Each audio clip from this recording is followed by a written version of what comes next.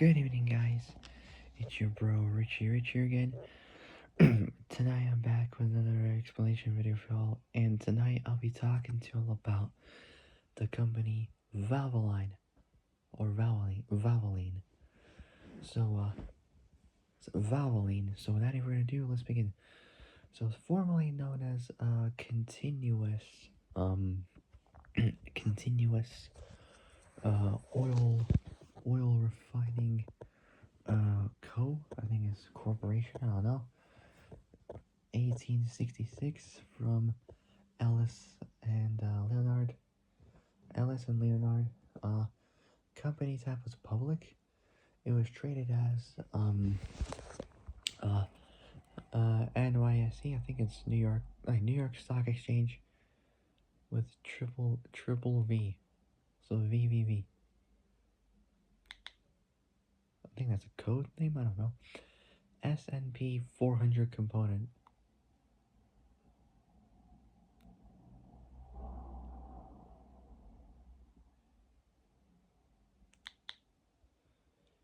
So it's traded as NYSE, so New York Stock Exchange. So New York Stock Exchange. The New York Stock Exchange.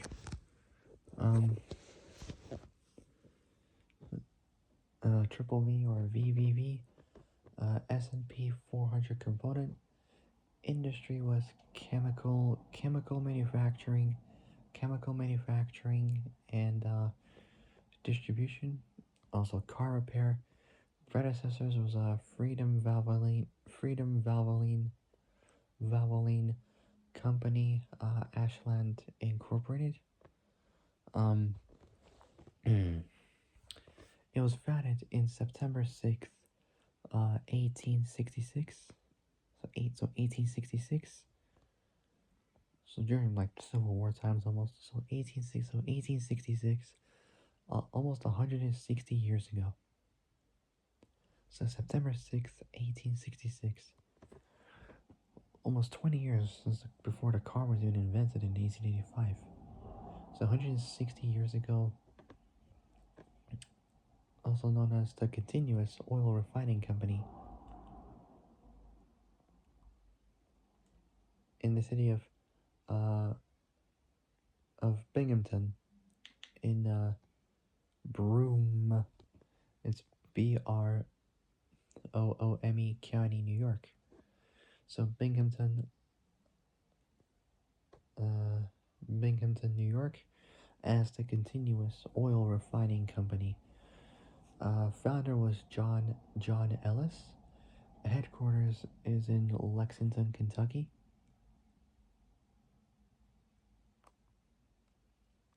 So headquarters is in the consolidated city of Lexington.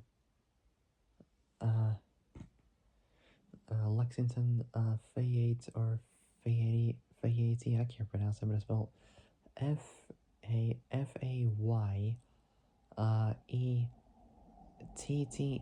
County, Kentucky.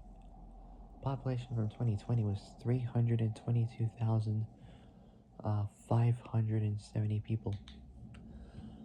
Not too bad. So founder John Ellis. Headquarters is in Kentucky. So Lexington, Kentucky. Key people are CEO Lori Flees, FLEES. It's like saying fees, but adding the letter L between the F and the E. So CEO Lori Flees, Chief Executive Officer, and CFO Mary Makeselsberger, Chief Financial Officer. Those are the two key people. So CEO, Chief Executive Officer, and CFO, Chief Financial Officers, Lori Flees and Mary Makeselsberger. Revenue last year was increased to $1.71 billion. Not too bad. $1.71 billion. And operating income also increased last year to $390 million. Again, pretty good. The net income, however, last year decreased to the net income, however, unfortunately decreased to $210 million. Not really that well, but oh well, $210 million last year for net income. Total assets, however, last year was total assets, however, last year was increased to $2.67 billion, almost $2.7 billion. So increased last year for total assets. Same with total equity, almost $340 million increased last year. That's pretty good. That's a start. Number of employees last year at a decent amount of 11,400 people. It was pretty good from a big company like that. That's a lot of people that they hired last year. Number of employees, 11,400 last year.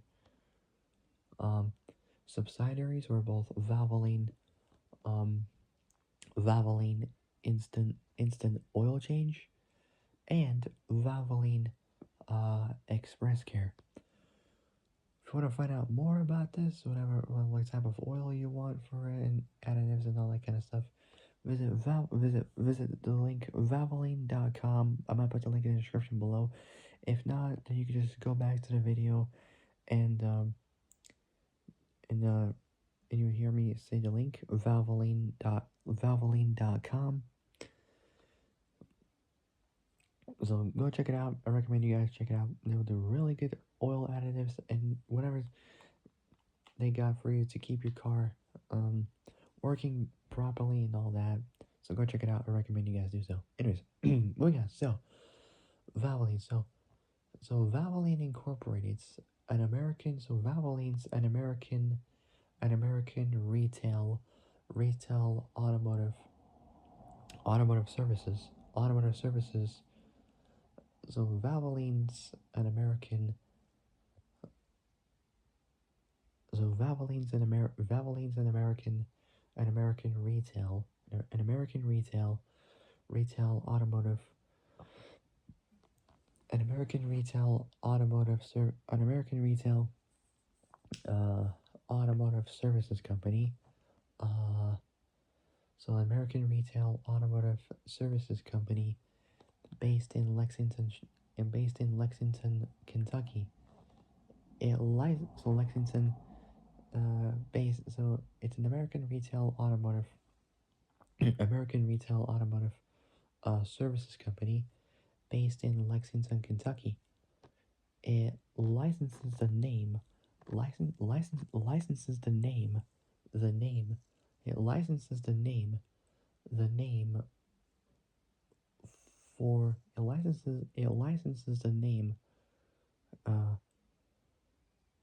The name for a number of Valvoline labeled automotive oil additives and lubricants as well. It also owns the VIOC, Valvoline Instant Oil Change, GCOC, Great Canadian Oil Change, and VEC, Valvoline Express Care, car repair chains. So car repair chains, as of 2023, 3 years ago, it's the second largest oil change service provider in the U.S. with 10% market share, and over 1,650 locations. It's a lot. Next, history. So there's not much on it, but let's do it. In the early 1860s, Dr. John Ellis, a Massachusetts born physician, traveled to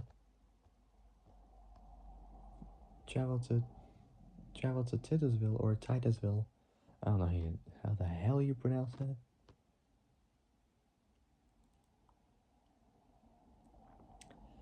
Titusville, Crawford County, Pennsylvania. Population in 2020 was 5,262 people. In a small town like that is crazy. So in the early 1860s, Dr. John Ellis, a Massachusetts-born physician, traveled to the city of Titusville, Crawford County, Pennsylvania, which was the epicenter of America's uh, uh, nascent petroleum, nascent, so NASCENT, so nascent petroleum industry, so nascent petroleum industry, nascent petroleum industry, so nascent petroleum industry, nascent petroleum industry. To research crude oil, to research crude oil, to research crude oil, to research crude oil as a petroleum, not petroleum, as a potential medical compound. Instead, he found it. Instead, he found it to be an excellent lubricant for machinery. He built his own. He built his own. He built his own equipment. For improving. He built his own equipment for improving the crudes. He so he built his own equipment. Uh, he built his own equipment for improving the crude. So he built his own equipment for improving the crudes. He built his own equipment for improving. He built his own. He built his own equipment for improving.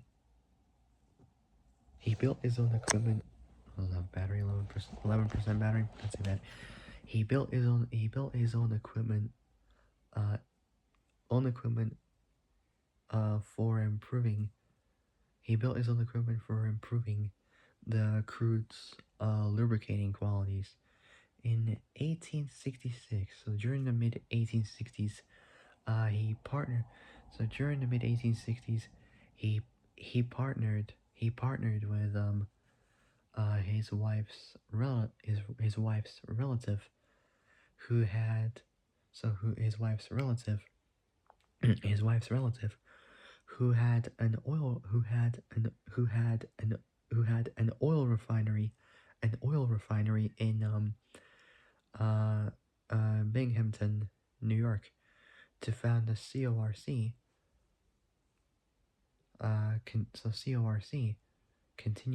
CORC, Continuous Oil Refining Company, which produced petroleum lubricant for steam engines. So steam engines.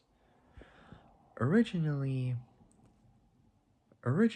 John named his lubricant BCO, Binghamton Cylinder Oil. Interesting. Binghamton Cylinder Oil. But 2 years later, he renamed it to the simpler and more memorable Valvoline. In 1869, before 1870s, so before the 1870s, so before the start of the very early 1870s, he moved to CORC, to Brooklyn, New York. So he moved to CORC. He moved to CORC to Brooklyn, New York. So he moved the CORC to So he moved the CORC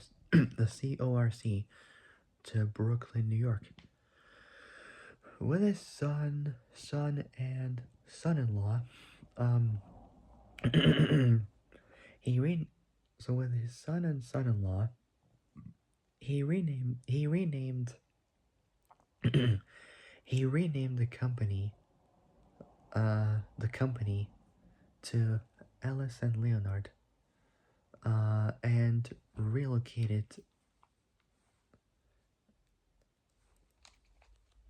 relocated to let's see here, the borough.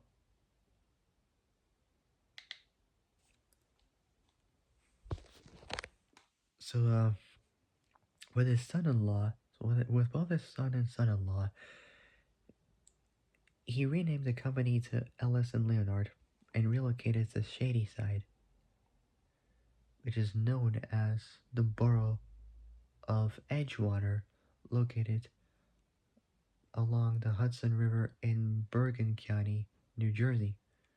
During the 2020 census in the states, the borough's population 336 people, an increase of 2,823 people, an extra 24.5% from the 2010 census count of 11,513, which in turn reflected an increase of 3,836 people, an extra 50%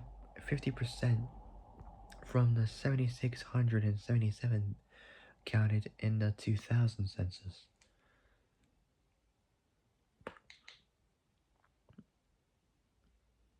So relocated to Shadyside, known as Edgewater, New Jersey. Valvoline received commendations by Charles F. Chandler, Charles Frederick Chandler. So Charles Frederick Chandler. So Charles Frederick Chandler. So Charles Frederick Chandler, born December 6th, 1836, from the town of Lancaster, Worcester County, Massachusetts. Incorporated in 1653, is the oldest town in Worcester County. As of the 2020 census, the town's population is 8,441 people. Contains the village of South Lancaster. Passed away age 88, August 25th, 1925. He was an American chemist, best known for his regulatory work in public health, sanitation, and consumer safety in New York City, as well as his work in chemical education, first at Union College and then for the majority of his career at Columbia University, where he taught in the chemical department, the College of Physicians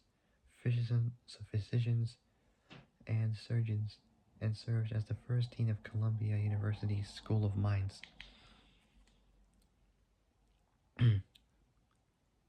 Valvoline received commendations by Charles F. Chandler and others at the Paris exhibition of 1878.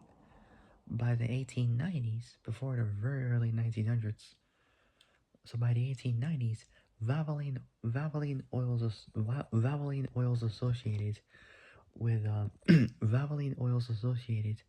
So Valvoline Oils Associated with winning race cars during the early 20th century. Valvoline's the recommended motor oil for the Ford Model T.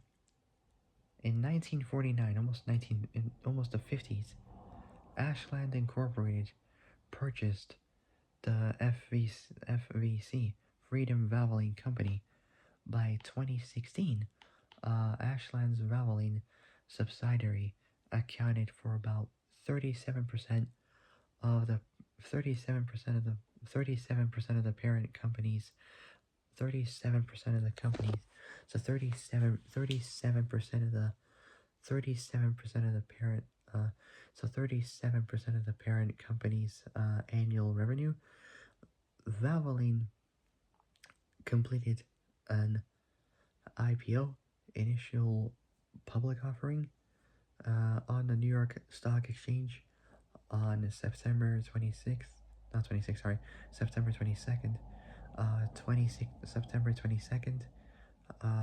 2016, ahead of Ashland spinning off Valvoline as an independent company on May 5th, 2017, a year before I started high school. secondary school, whatever. On August 1st, 2022, about a month and 4 days roughly before I started college, on August 1st, um, August 1st, 2022, perfect year was, Saudi Aramco, announced the acquisition of Valvoline's lubricant unit for $2.65 billion. Says $2,650,000,000. Next is automobile and motorcycle partners. So automobile and motorcycle partnerships. So it's not much on there. So automobile and motorcycle partnerships. Not much on there. Valvoline's an official recommended fuel and motor oil for all. So recommended fuel and motor oil for all GM's nicknames, including Chevy, Buick, and Cadillac or Caddy, and also all HMCs, so Honda Motor Company, group brands including